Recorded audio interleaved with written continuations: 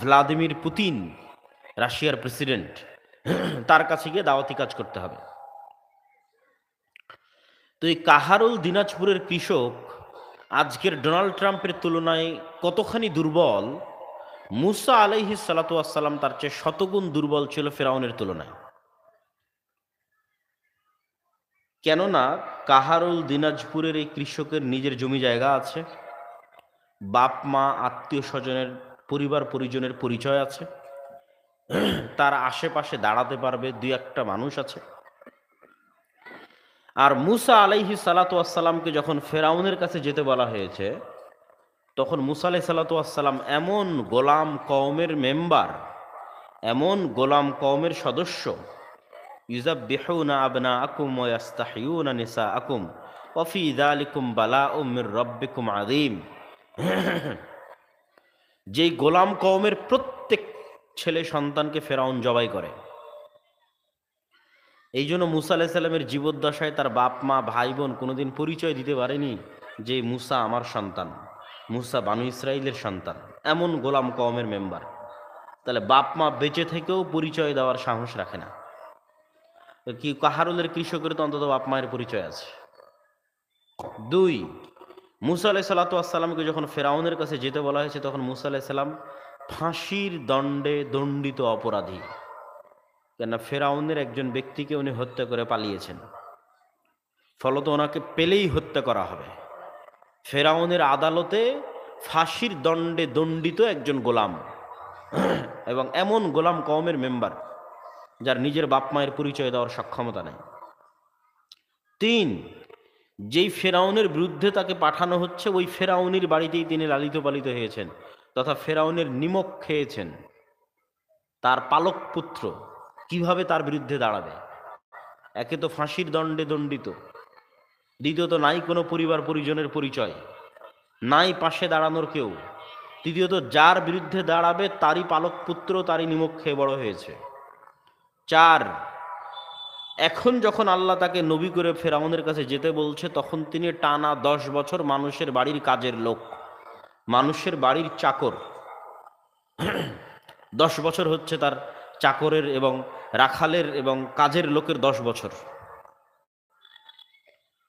তাহলে আশা করি এবার আপনি বুঝতে পারছেন যে কাহারুলের একজন কৃষককে যদি বলা হয় তুমি যাও ডোনাল্ড ট্রাম্পের কাছে দাওয়াতি কাজ করো, তার চাইতে বেশি দুর্বল ছিলেন মুসা আলাইহিস সালাম, যখন মুসা আলাইহিস সালামকে আল্লাহ বলছেন যাও ফেরাউনের কাছে দাওয়াতি কাজ করো। তো মুসা আলাইহিস সালাতু ওয়াসসালাম দুনিয়াবি কোনো লজিকে ফেরাউনের উপর জয়লাভ করতে পারবে না, অসম্ভব। দুনিয়ার এমন কোনো লজিক নাই যেই লজিক দিয়ে মুসাকে বিজয়ী করা সম্ভব। তাহলে মুসা বিজয়ী হলো কিভাবে? মুসা বিজয়ী হয়েছে গায়েবী মদদে। আর মুসা যখন দাওয়াত দিতে যাবে তখন তার অন্তরে এই গায়েবের উপর ইয়াকিন লাগবে, না হলে দাওয়াত দিতেই যেতে পারবে না, সাহসী করবে না। যতক্ষণ ইমান বিল গায়েবে ইয়াকিন তৈরি না হয়েছে, তখন মুসা আলাইহিস সালামের পক্ষে সম্ভব নয় দাওয়াত দিতে যাবে।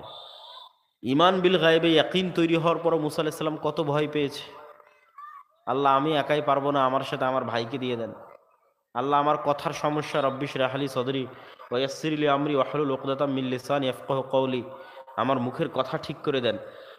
ইমান বিল গায়েবে ইয়াকিন তৈরি হওয়ার পরেও আল্লাহর কাছে এতগুলো সহযোগিতা চেয়েছে মুসা আলাইহিস সালাম। তাহলে ইমান বিল গায়েবে ইয়াকিনই একমাত্র রাস্তা, যেটা মুসার মতো নিরীহ, অসহায়, দুর্বল মানুষকে, আজকের মুসলমানদের চেয়ে শতগুণ অসহায়, আজকের মুসলমানদের চেয়ে শতগুণ দুর্বল, আজকের মুসলমানদের চেয়ে শতগুণ নিরীহ মানুষকে, আজকের যারা কাফের মুশরিক আছে, ইসরায়েল আমেরিকা, তাদের চেয়ে শতগুণ শক্তিশালী ফেরাউনের মতো বাদশার সামনে দাঁড়িয়ে দাওয়াত দেওয়ার হিম্মত দিয়েছে যে ইমান বিল গায়েব। ওই ইমান বিল গায়েবই বিজয়ের রাস্তা। সেই ইমান বিল গায়েব কিভাবে তৈরি করছে আল্লাহ মুসা আলাইহিস সালামের হৃদয়ে? আল্লাহ সুবহানাহু ওয়া তাআলা চাইলে বলতে পারতেন, মুসা এই যে লাঠি, এই লাঠিটা জান্নাত থেকে নিয়ে এসেছি, অনেক স্পেশাল একটা লাঠি, ম্যাজিক্যাল লাঠি, এই লাঠি তুমি ছাড়লেই সাপ হয়ে যাবে। তাহলে এটা আল্লাহর অস্তিত্ব, শক্তি এবং ক্ষমতার প্রমাণ বহন করতো না। কেন আজকের যুগের জাদুকরেরাও, কবিরাজেরাও, সাপুড়ে যারা সাপের খেলা দেখায়, এরা নিজের কাছে আগে থেকে যেটা থাকে সেটা দিয়ে দেখায়। ওই এখনই একটা সাপ বের হয়ে আসলো র্যান্ডমলি বাড়ি থেকে, পুকুর থেকে, ওইটার সাথে কোনো খেলা দেখাতে পারবে না, ওইটা নিয়ে কোনো জাদুগিরি করতে পারবে না। ওই আগে থেকে তার কাছে যে লাঠি আছে, হাড় হুড্ডি আছে, পাথর আছে, সেটা দিয়ে চোখের ভেলকি তৈরি করবে। তা আল্লাহ যদি এসে বলতে এটা জান্নাতের লাঠি, এটা দিয়ে সাপ হবে, এটা আল্লাহর শক্তি ক্ষমতার বহিঃপ্রকাশ ঘটায় না। আর এটা ইমান বিল গায়েবে ইয়াকিন তৈরি করে না। তাহলে মুসা আলাইহিস সালামকে কি বলা হচ্ছে? যে লাঠি তুমি আজ 30 বছর থেকে ব্যবহার করতেছো, যে লাঠি তুমি আজ 10 বছর থেকে ব্যবহার করছো, এমনি একটা গাছের কাটা লাঠি, র্যান্ডমলি একটা লাঠি। এই বই যদি আমার কাছে আজ 10 বছর থেকে এই বই থাকে, আজকে এসে আল্লাহ বলতেছে চলো এই বইকে আমি সাপ বানিয়ে দিলাম, জান্নাত থেকে নিয়ে আসা কোনো বই নয়, যেটা আমি নিজে চোখের সামনে আজ 10-15 বছর থেকে ব্যবহার করতেছি সেটা। তাহলে মুসা তোমার হাতে কি? তো বলে এটা লাঠি। কি করো? তো বলে আল্লাহ এই কাজে ব্যবহার করি। চলো এতদিন থেকে যেই লাঠি তুমি ব্যবহার করতেছো, যেটা এমনি একটা গাছের কাটা লাঠি, স্পেশাল কোনো লাঠি নয়, সেই লাঠিকে আমি আল্লাহ তোমার চোখের সামনে সাপ বানিয়ে দিলাম, দেখো, যাতে তোমার ইয়কিন অর্জিত হয় গায়েবে, যে চোখে যা দেখছো তাই সব কিছু নয়। একবার যদি ইমান বিল গায়েবে ইয়াকিন অর্জিত হয়, তাহলে ফেরাউনের বিশাল সাম্রাজ্যকে তোমার কাছে ধূলিকণার মতো দুর্বল মনে হবে, পিঁপড়ার চেয়ে দুর্বল মনে হবে। তখন তুমি ফেরাউনের সামনে গিয়ে দাওয়াত দিতে পারবা। আর ইমান বিল গায়েবে যদি ইয়াকিন না থাকে, তাহলে মুসা আলাইহিস সালামের দুনিয়াবি কোনো রাস্তা নাই যে রাস্তা দিয়ে ফেরাউনের উপর বিজয়ী হতে পারে, যেটার স্পষ্ট বিবরণ আগেই দিয়েছে। সম্মানিত উপস্থিতি, তো আজকের মুসলমানেরাও যেই সিচুয়েশন, যেই সময়, যে অবস্থা পার করছে, এইটার থেকেও বাঁচার একমাত্র রাস্তা ইমান বিল গায়েবে ইয়াকিন। অতীতে কোনো দিন, ইতিহাসের পাতায় কোনো দিন মুসলমানেরা শক্তিশালী অবস্থায় বিজয় অর্জন করেনি, একটা ইতিহাসও নাই। সুলতান মুহাম্মদ আল ফাতেহ যখন তুরস্কের ইস্তাম্বুল বিজয় করেছে, তখন ইউরোপীয়রা বেশি শক্তিশালী সুলতান মুহাম্মদ আল ফাতেহের তুলনায়। সুলতান সালাহুদ্দিন আইয়ুবী যখন জেরুজালেম হিত্তিনের যুদ্ধে মসজিদ আকসা বিজয় করেছে, তখন ইউরোপের ক্রুসেডাররা সুলতান সালাহুদ্দিন আইয়ুবের চাইতে বেশি শক্তিশালী। সুলতান জহির উদ্দিন আল বেরবাস যখন মিশরের মাটিতে আইনে জালুতের যুদ্ধে হালাকু খা এবং চেঙ্গিস খাঁকে পরাজিত করেছে, তখন সারা পৃথিবীতে হালাকু খা এবং চেঙ্গিস খাঁকে পরাজিত করবে এরকম কোনো শক্তি পৃথিবীতে ছিল না। এত শক্তিশালী, এত পাওয়ারফুল হালাকু খা এবং চেঙ্গিস খা। বাগদাদের আব্বাসীয় খেলাফতের রাজধানী বাগদাদকে মাটির সাথে মিশিয়ে দিয়ে 10 লক্ষ মানুষকে জবাই করে তাদের মাথা দিয়ে মিনার তৈরি করে তারপরে গেছে মিশর দখল করতে, আর মিশর দখল করতে গিয়ে পরাজিত হয়ে গেছে। তখন পৃথিবীতে এমন কোনো শক্তি নেই যা তাদের পরাজিত করতে পারে। যেমন আজকের পৃথিবীতে এমন কোনো শক্তি নাই যেটা আমেরিকা এবং ইসরায়েলকে পরাজিত করতে পারে। ঠিক তেমনি মুহাম্মদ সাল্লাল্লাহু আলাইহি ওয়াসাল্লাম যখন বদরের যুদ্ধ করেছে, উহুদ, খন্দক, হুনাইন, মক্কা বিজয় এগুলো সম্পূর্ণ করেছে, তখন প্রত্যেকটা ক্ষেত্রে মুহাম্মদ সাল্লাল্লাহু আলাইহি ওয়াসাল্লাম দুর্বল, আর মুহাম্মদ সাল্লাল্লাহু আলাইহি ওয়াসাল্লামের যারা বিরোধী পার্টি তারা শক্তিশালী। ওমর ইবনুল খাত্তাব, আবু বকর, ওসমান আলী তাদের সময়ে, উমাইয়া খেলাফতের সময়ে, খালিদ বিন ওলীদ, আমর ইবনুল আস যত যুদ্ধে বিজয় অর্জন করেছে, প্রত্যেক যুদ্ধে রোমান এম্পায়ার, পারস্য এম্পায়ার মুসলমানদের চেয়ে বেশি শক্তিশালী। এমন একটা সিঙ্গেল যুদ্ধ নাই যে সিঙ্গেল যুদ্ধে মুসলমানেরা বিজয় হয়েছে এমত অবস্থায় যে মুসলমানেরা শক্তিশালী। এটা শুধু এই যুগের কথা বলিনি, আগেও মুসা আলাইহিস সালামের উদাহরণ দিলাম। দাউদ আলাইহিস সালাতু ওয়াস সালাম যখন তালুত নামক বাদশার সাথে সঙ্গী হয়ে জালুতকে হত্যা করেছে, যেটার বর্ণনা কোরআনে 1 পৃষ্ঠাব্যাপী দেওয়া আছে, তখন দাউদ আলাইহিস সালাতু ওয়াস সালামের সাথে মাত্র 313 জন, আর জালুত বা বাদশাহ জুলিয়েটের বিশাল বাহিনী। মুসা আলাইহিস সালাতু ওয়াস সালামকে যখন আল্লাহ বলেছে যাও জেরুজালেম, মসজিদ আকসা, বাইতুল মুকাদ্দাস বিজয় করো, তখন বানু ইসরাইলের নিজের মুখের বক্তব্য যে ফিলিস্তিনে আমালেকা গোত্রের লোকেরা বসবাস করে, যারা বিশাল দেহী, বিশাল লম্বা লম্বা দেহের অধিকারী, আমালেকা গোত্র, এদের সাথে যুদ্ধ করে আমরা কোনোদিন জিততে পারবো না। ফাজহাব আনতা ওয়া রাব্বুকা ফাকাতিলা, তুমি আর তোমার আল্লাহ যাও গিয়ে যুদ্ধ করো। ফাকালা রাজুলানি, তখন শুধু দুইজন মানুষ বলেছিল যাদের ঈমান বিল গায়বে ইয়াকিন ছিল, যারা আল্লাহর শক্তি আর অস্তিত্ব সম্পর্কে জানতো, এটাই ঈমান বিল গায়ব। তারা দুইজন বলেছিল ঠিক আছে আমরা হারি অথবা জিতি, আল্লাহর ওপর ভরসা করে আমরা যুদ্ধে অংশগ্রহণ করব। সেই দুইজনের একজন ছিল ইউশা বিন নুন, যে মুসা আলাই সাল্লাতু ওয়াসসালামের সফর সঙ্গী ছিল খিজির আলাই সাল্লাতু ওয়াসসালামের সাথে দেখা করতে যাওয়ার সময়। তাহলে একটা সিঙ্গেল যুদ্ধও নাই নবীদের ইতিহাসে আর মুসলমানদের ইতিহাসে যেখানে বিজয়ের সময় মুসলমানেরা শক্তিশালী। তাহলে মুসলমানদের বিজয় নির্ভর করে গায়েবী মদদে, দুনিয়াবী শক্তিতে নয়।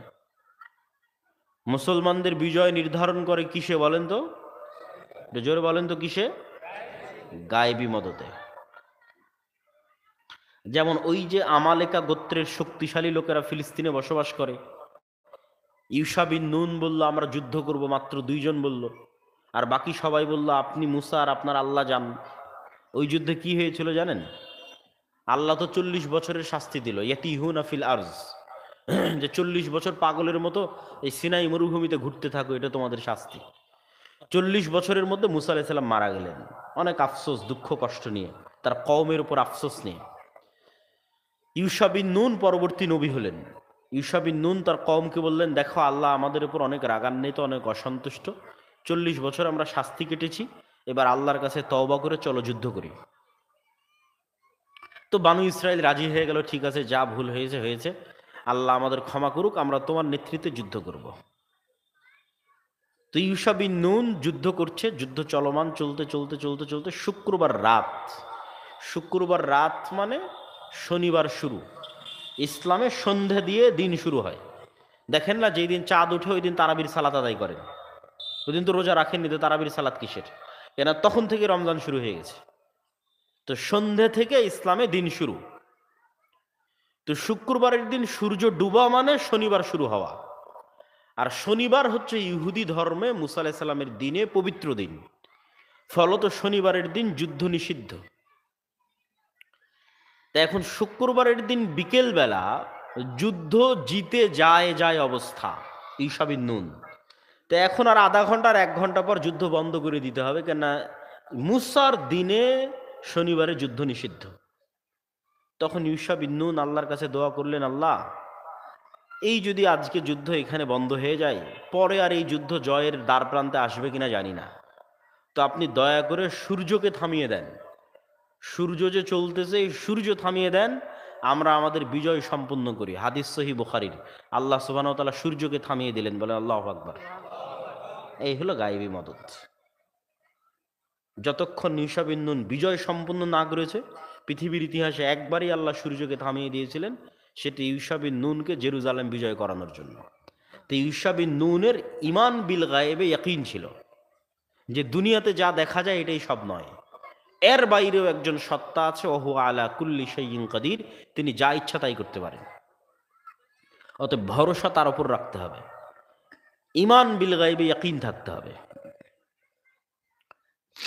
ঈমান বিল গায়বে ইয়াকিন না থাকার কুফল কি? ঈমান বিল গায়বে ইয়াকিন না থাকার জন্য মুসলমানেরা মন্দির পাহারা দিয়ে শিরক করে ভোট নিতে চাচ্ছে মানুষের। এটা ঈমান বিল গায়বে ইয়াকিন না থাকার ফল। ঈমান বিল গায়বে যদি ইয়াকিন না থাকে, আরো কত গুনাহ করবে ধর্মের নামে, আরো কত কম্প্রোমাইজ করবে, তা উপরওয়ালা জানে, আল্লাহ সুবহানাহু ওয়া তাআলা ভালো জানে। কেননা তখন ওই যে দুনিয়ার একটাই রাস্তা চোখে দেখা যাচ্ছে, এটা দিয়েই ক্ষমতা অর্জন সম্ভব, এই ভোটের মাধ্যমেই আমার ক্ষমতা অর্জন সম্ভব, আর কোনো রাস্তা নাই এটা ছাড়া। তো অথচ আল্লাহ কোরআনে সারা পৃথিবীর ক্ষমতা অর্জনের রাস্তা বলে দিয়েছে। আপনি দেখছেন যে এই একটা মাধ্যমে আমার বাংলাদেশের ক্ষমতা অর্জন সম্ভব, আর আল্লাহ কি বলেছে কোরআনে বলেন তো? সারা পৃথিবীর ক্ষমতা অর্জনের রাস্তা বলেছে, ওইটা ঈমান বিল গায়বে ইয়াকিন। আরো কি কি রাস্তা আছে সেটা বলবো। তো ঈমান বিল গায়বের আজকের 1 নম্বর বিষয়বস্তু হচ্ছে ফেরেশতাদের উপর ঈমান। কেন ঈমান বিল গায়বের একটা বড় পার্ট, শুধু বড় নয়, 2 নম্বর পার্ট ফেরেশতা। আমান্তু বিল্লাহি ওয়া মালাইকাতিহি, 2 নম্বরই ফেরেশতা। 6টা যে ঈমান আছে, এই 6টা ঈমানের 2 নম্বরই কি? জোরে বলেন তো, 2 নম্বরই কি? 1 নম্বরে আল্লাহ, 2 নম্বরে ফেরেশতা। তো ফেরেশতাদের উপর ইয়াকিন। আমাদের আজকে আমাদের এখানে অস্তিত্ব যত সত্য, আপনার বাবা মা পিতা মাতার অস্তিত্ব যত সত্য, আপনার সন্তান সন্ততির অস্তিত্ব যত সত্য, তার চেয়ে বেশি সত্য আপনার সাথে ফেরেশতা আছে, আমার সাথে ফেরেশতা আছে। কেন আপনার সন্তানের চেয়ে বেশি সত্য যে আপনার সাথে ফেরেশতা আছে? কেন আপনার বাপের চেয়ে বেশি সত্য যে আপনার সাথে ফেরেশতা আছে? কেন আপনার স্ত্রীর চেয়ে বেশি সত্য যে আপনার সাথে ফেরেশতা আছে? কেন আপনার স্বামীর চেয়ে বেশি সত্য যে আপনার সাথে ফেরেশতা আছে? কেন না, আমাদেরকে যখন আল্লাহ প্রথম সৃষ্টি করেছিলেন, আমাদেরকে মানে আমাদের পিতা আদম আলাইহিস সালাতু ওয়াস সালামকে, তখন আদম আলাইহিস সালাতু ওয়াস সালাম জান্নাতে চোখ খুলে আল্লাহ বলেনি, এই যে আদম এটা তোমার বাবা, এই যে এটা তোমার মা, এই যে এটা তোমার ভাই বোন, এই যে এটা তোমার ছেলে মেয়ে, এটা বলেনি। আদম আলাইহিস সালাতু ওয়াস সালাম চোখ খুলে, গরম পানি দিতে পারে, চোখ খুলে প্রথম ফেরেশতাদেরকে দেখেছে। তাহলে আদম আলাইহিস সালাম মানে আমরা, তাহলে আমাদের অস্তিত্বে প্রথমে বাপ মা আসলো, না ভাই বোন আসলো, না আত্মীয় স্বজন আসলো, না ফেরেশতা আসলো? বলেন, ফেরেশতা আসলো। তাহলে আমরা সৃষ্টি হওয়ার পর প্রথম দেখেছি ফেরেশতা। আমার ছেলে মেয়েকেও নয়, আমার ভাই বোনকেও নয়, আমার স্ত্রী পুত্রকেও নয়, আত্মীয় স্বজনকেও নয়। কিন্তু গায়েবে ঈমান না থাকার কারণে মনে করে নিয়েছে এটাই দুনিয়া। এই যে আমার ছেলে, আমার মেয়ে, আমার ভাই, আমার বোন, এটাই দুনিয়া। কেন? গায়েবে ইয়াকিন নাই। এমনি মুখে যখন বক্তব্যে পড়েছিলাম তখন বলেছে আমান্তু বিল্লাহি ওয়া মালাইকাতিহি, বাস্তবে বিশ্বাস নাই, বাস্তবে ইয়াকিন নাই। বাস্তবে ইয়াকিন থাকলে আপনার সাথে ফেরেশতা থাকা আপনার সন্তানের চেয়ে বেশি সত্য। সম্মানিত উপস্থিতি, তো ফেরেশতারা কিসের তৈরি বলেন তো? একটু আমার সাথে কথা বলতে হবে। নূরের তৈরি। আর যারা 2-1 জন যারা উঠার চেষ্টা করতেছেন, তাদের প্রতি অনুরোধ থাকবে যে বক্তব্যের পরিবেশ নষ্ট করবেন না। কেন? আমরা বেশি লম্বা সময় আপনাদের এখানে বক্তব্য দিয়ে আপনাদের ধৈর্যচ্যুতি ঘটাবো না। যতক্ষণ থাকবো আপনার 2টো উপকার করব। অতএব বক্তব্য শেষ হওয়ার আগ পর্যন্ত কেউ উঠবেন না। সম্মানিত উপস্থিতি, নূর এক প্রকারের আলো যা সর্বত্র বিরাজমান। এই লাইটের আলো যেমন এই পুরো এলাকাকে আলোকিত করেছে, এই সূর্যের আলো যেমন পুরো পৃথিবীকে আলোকিত করে, এই নূরের আলো আসমান জমিন এবং তার মধ্যে যা কিছু আছে সব কিছুর মধ্যে ছড়িয়ে আছে।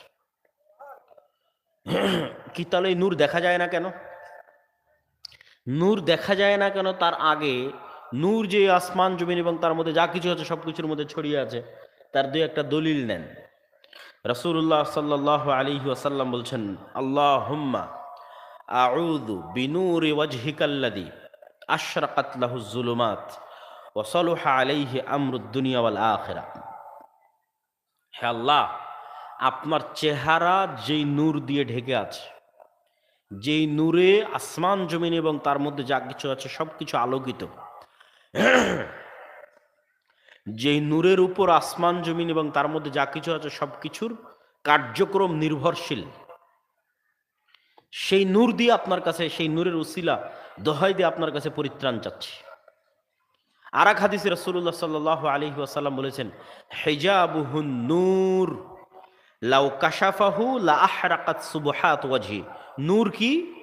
নূর হচ্ছে আল্লাহর চেহারা আর আল্লাহর সৃষ্টি, আসমান জমিন, মানুষ, জিন, ফেরেশতা, এই দুটার মধ্যে পর্দা, নূর দিয়ে ঢাকা আছে আল্লাহ সুবহানাহু ওয়া তাআলার চেহারা। যদি এই নূর সরিয়ে নেওয়া হয়, তথা পৃথিবীতে যে নূর বিরাজমান, আসমান জমিনে যে নূর বিরাজমান, এই নূর যদি সরিয়ে নেওয়া হয় তাহলে আল্লাহ সুবহানাহু ওয়া তাআলার চেহারা উন্মুক্ত হয়ে যাবে। আর আল্লাহ সুবহানাহু ওয়া তাআলার চেহারা যদি উন্মুক্ত হয়ে যায় তাহলে আল্লাহর চেহারার তাজাল্লিতে আসমান জমিন পুড়ে শেষ হয়ে যাবে। হাদিসে রাসূলুল্লাহ সাল্লাল্লাহু আলাইহি সাল্লাম বলছেন। তাহলে নূর পৃথিবীতে বিরাজমান, অস্তিত্বশীল। আরো একটা স্পষ্ট হাদিস দেখেন, রাসূল সাল্লাল্লাহু আলাইহি ওয়াসাল্লাম বলছেন, আল্লাহুম্মা জাআল ফি কলবি নূরা ওয়া ফি সামঈ নূরা ওয়া ফি বাসারি নূরা। হে আল্লাহ, আমার হৃদয়ে নূর দেন, আমার কানে নূর দেন, আমার চোখে নূর দেন, সামনে নূর, পিছনে নূর, ডানে বামে উপরে নিচে নূর দেন। তো নূর যদি অস্তিত্বশীলই না হয়, চোখে কেমনে তৈরি হবে, হৃদয়ে কেমনে তৈরি হবে, সামনে কেমনে তৈরি হবে, পিছনে কেমনে তৈরি হবে, ডানে বামে কেমনে তৈরি হবে? হাদিস সহিহ বুখারী মুসলিমের। তাহলে আপনি এবার বুঝেন, নূরের বুঝার জন্য আপনাকে উদাহরণ দিচ্ছি।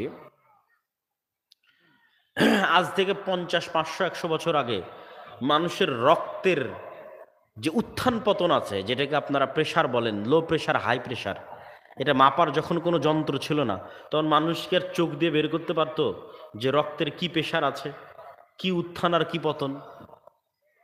এটা যন্ত্র দিয়ে ধরা পড়তেছে যে রক্তের প্রেশার আছে, যন্ত্র দিয়ে ধরা পড়তেছে যে শরীরের তাপমাত্রা আছে, যন্ত্র দিয়ে ধরা পড়তেছে যে আপনার শরীরে পালস কাজ করতেছে, যন্ত্র দিয়ে ধরা পড়তেছে, যন্ত্র দিয়ে ধরা পড়তেছে যে আপনার চোখের পাওয়ার কমে গেছে অথবা বেশি হয়েছে, যন্ত্র দিয়ে ধরা পড়তেছে আপনি কানে কম শুনতেছেন অথবা বেশি শুনতেছেন। তো আপনার শরীরের প্রেশারের উত্থান পতন, লো এবং হাই যেমন সত্য, আপনার হার্টের হার্টবিট যেমন সত্য, শরীরের পালস যেমন সত্য, আপনার শরীরের তাপমাত্রা যেমন সত্য, যদিও দেখা যায় না, আপনার চোখের পাওয়ার যেমন সত্য, আপনার কানের পাওয়ার যেমন সত্য, তার চেয়ে বেশি সত্য এই চোখে, এই কানে, এই হার্টে, এই শরীরে নূর তৈরি হয়, তার চেয়ে বেশি সত্য। এইখানে আজকে প্রোগ্রাম আয়োজন হবে, এটা শুনে জরুরি প্রয়োজন ছাড়া যারা এখানে উপস্থিত হয়েছে, তাদের অন্তরে বিন্দু মাত্র হলেও, অল্প হলেও, বেশি হলেও নূর আছে দেখে তারা উপস্থিত হয়েছে। এটা নূরের প্রভাব। আর যার জরুরি প্রয়োজন ছাড়াও ওই যে গল্প করছে, আড্ডা দিচ্ছে, উপস্থিত হচ্ছে না, তাদের হৃদয়ে নূর নাই, মারা গেছে। খাতামাল্লাহু আলা কুলুবিহিম। পরপর 3 জুমার সালাত যে মিস দেয়, ওর হৃদয়ে মোহর মারা হয়ে যায়, মানে ওই হৃদয়ে আর কোনো নূর নাই। যেমন হার্টবিট বন্ধ হয়ে গেলে মানুষ মারা যায়, ওই রকম ওই হৃদয়ে কোনো নূর নাই। আর নূরবিহীন হৃদয় মৃত হৃদয়। তো নূর মানুষের হৃদয় তৈরি হয়, এটা শুধু হাদিসে নয়, আল্লাহ সুবহানাহু ওয়া তাআলা নিজে কোরআনেও বলেছে, মাসালু নূরিহি কামিশকাতিন ফিহা মিসবাহ। মানুষের হৃদয়ে যে নূর তৈরি হয়, সেই নূরের বর্ণনা ওই আয়াতে আল্লাহ সুবহানাহু ওয়া তাআলা দিয়েছেন। তাহলে সম্মানিত উপস্থিতি, নূরের বর্ণনা দিতে গিয়ে আর দুটো কথা। কোরআন নূর, আল্লাহর ওহী নূর, আল্লাহর দ্বীন নূর, আর মানুষ যা আমল করে, জিকির করে, কোরআন তেলাওয়াত করে, সালাত আদায় করে, এগুলো সব নূর তৈরি করে। তো দেখা যায় না কেন? গায়েবের পর্দা ঢাকা আছে। যেই দিন গায়েবের পর্দা উন্মোচন হয়ে যাবে, ওই দিন আপনি অজু করে যা নূর তৈরি করেছেন আপনার এই অঙ্গ প্রত্যঙ্গে, এই অঙ্গ প্রত্যঙ্গ কিয়ামতের মাঠে নূরের আলোয় উজ্জ্বল থাকবে। বলেন আল্লাহু আকবার। কেননা ওই নূর আপনি দুনিয়াতে জমা করেছেন।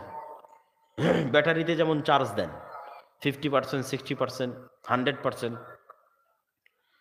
তো এই নূর আপনি দুনিয়াতে জমা করেছেন, এগুলো নূর তৈরি করে, আমল নূর তৈরি করে। এই যেই দিন থেকে গায়েবের পর্দা উন্মোচন হয়ে যাবে, সেই দিন থেকে আপনি নূর দিয়েই চলবেন। গায়েবের পর্দা কখন থেকে উন্মোচন হয়েছে? মৃত্যু। যখন আপনি মারা যাবেন তখন থেকে আপনি গায়েবের জগতে চলে গেছেন, অদৃশ্য জগতে, বারজাখি জগতে। তখন থেকে আপনার আমলের প্রভাব আপনি দেখতে শুরু করবেন। যা নূর জমা করেছিলেন সেই নূরের আলোয় কবর আলোকিত, যা নূর জমা করেছিলেন সেই নূরের আলোয় কিয়ামত আলোকিত, যা নূর জমা করেছিলেন সেই নূরের আলোয় পুলসিরাত অতিক্রম। না আমি বলছি না, আল্লাহ সুবহানাহু ওয়া তাআলা কোরআন মাজিদে বলছে। আল্লাহ সুবহানাহু ওয়া তাআলা বলেন, ইয়াউমা তারাল মুমিনিনা ওয়াল মুমিনাত ইয়াসআ নূরুহুম বাইনা আইদিহিম ওয়া বিআইমানিহিম। কিয়ামতের মাঠে মুমিন আর মুমিনারা দেখবে দুনিয়াতে তাদের জমা করা নূর কিভাবে তাদের ডানে বামে বিচ্ছুরিত হচ্ছে। আল্লাহ সুবহানাহু ওয়া তাআলা বলেন, ওয়াল্লাযীনা আমানু মাআহু নূরুহুম ইয়াসআ বাইনা আইদিহিম ওয়া বিআইমানিহিম। যারা ঈমান আনয়ন করেছে তারা কিয়ামতের মাঠে দেখবে তাদের নূর কিভাবে তাদের সামনে এবং তাদের ডানে বিচ্ছুরিত হচ্ছে, তাদের আগে আগে চলতেছে, নূরের ঝলক। আর অজুর নূরের ঝলক তো অঙ্গ প্রত্যঙ্গ এবং চেহারাতেই ফুটে উঠবে। সম্মানিত উপস্থিতি, তাহলে নূর অতি বাস্তব একটা সত্তা যা পৃথিবীতে বিরাজমান, যেটা দিয়ে ফেরেশতা তৈরি।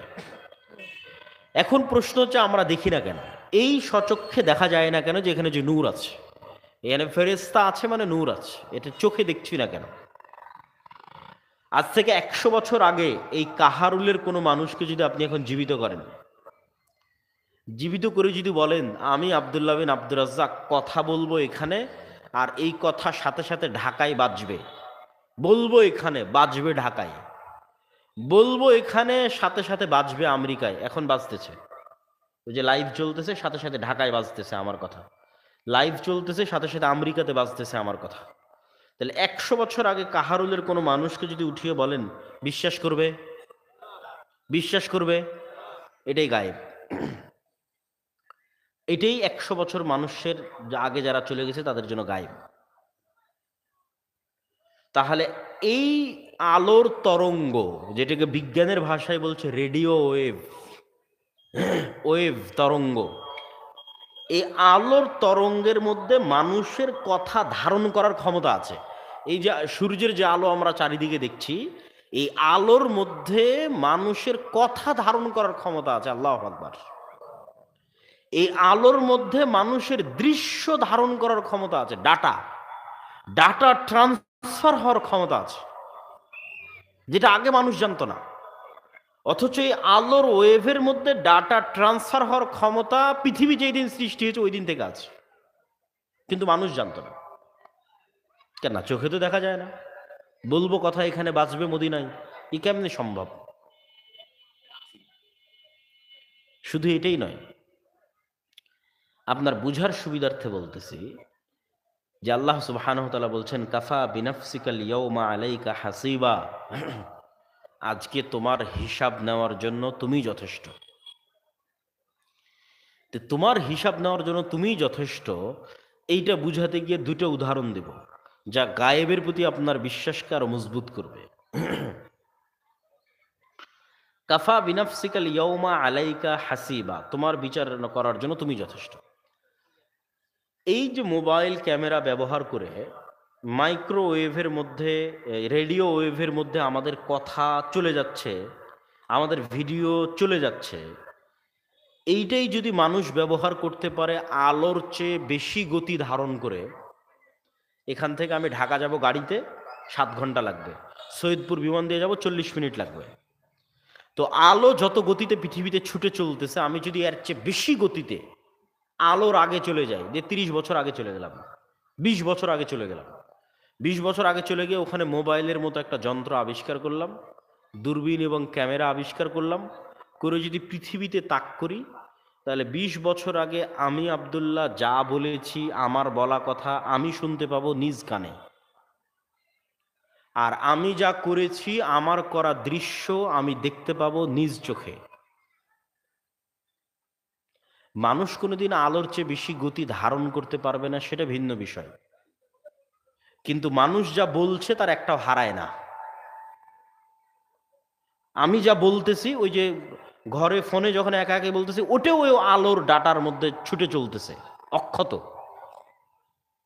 এটা পৃথিবীর যে কোনো শক্তি যার পক্ষে সম্ভব এটা ধরে আপনাকে আপনার আওয়াজ শুনিয়ে দিবে। এই নাও, এখন না হয় মানুষ আলাদা করে রেকর্ড করতেছে, কিন্তু এই যে ডাটা যেটার মাধ্যমে মোবাইল ব্যবহার হচ্ছে, এইটা এই আলোর মধ্যে অক্ষত, যতদূর পর্যন্ত এই আলো ছুটতেছে ততদূর পর্যন্ত আছে। আপনি যদি আলোর চেয়ে 1400 বছর আগে আলোর চেয়ে গতিতে ছুটে চলে যান, তাহলে মোহাম্মদ সাল্লাল্লাহু আলাইহি ওয়াসাল্লামের বলা হাদিস নিজে কানে শুনতে পাবেন। ওই সহিহ বুখারীও লাগবে না, মুসলিমও লাগবে না, কিচ্ছু লাগবে না। মোহাম্মদ সাল্লাল্লাহু আলাইহি ওয়াসাল্লাম যা বলেছে তাই আলোর ডাটার মধ্যে অক্ষত আছে। যেতে হবে ওই আলোর গতিতে, ওটা 1400 বছর আগে চলে গেছে। তো ওই 1400 বছর পূর্বে যেখানে এখন আলো ওইটা ছুটতেছে ওই ডাটা নিয়ে, সেটার পূর্বে যেতে হবে। বিজ্ঞানীরা বলতেছে পৃথিবী সৃষ্টির শুরুতে যে আলো পৃথিবী থেকে ছুটতে শুরু করেছিল, এটা এখনো মহাবিশ্বের শেষ মাথায় গিয়ে পৌঁছেছে কিনা তা ওরা জানে না। তাহলে আমাদের না একটা কথা হারিয়ে যাচ্ছে, না আমাদের একটা দৃশ্য হারিয়ে যাচ্ছে। শুধু একজন শক্তি লাগবে যে ধরে দেখাবে, এই নয় এটা তোমার কথা, এই নয় এটা তোমার দৃশ্য।